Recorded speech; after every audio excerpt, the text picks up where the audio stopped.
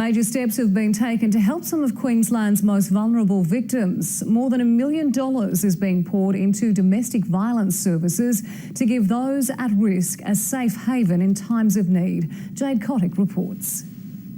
The Gold Coast is home to thousands of families, but not all families have somewhere to live.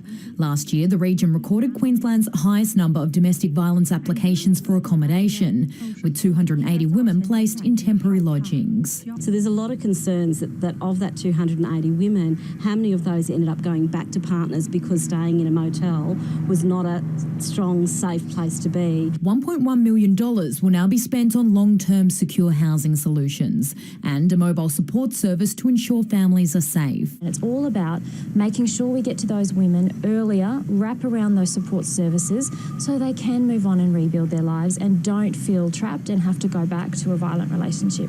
Police say the accommodation boost is vital for victims and may also ease pressure on the service. We understand we can't do it alone, and having someone like Centacare providing the service can only assist us do our job better.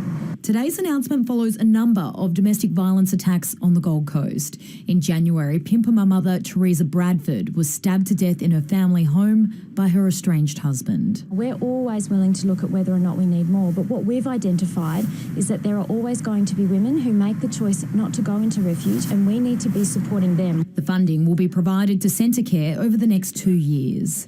Jade Kotick, 10 Eyewitness News. And anyone needing help in times of crisis can ring DV Connect on 1800 811 811.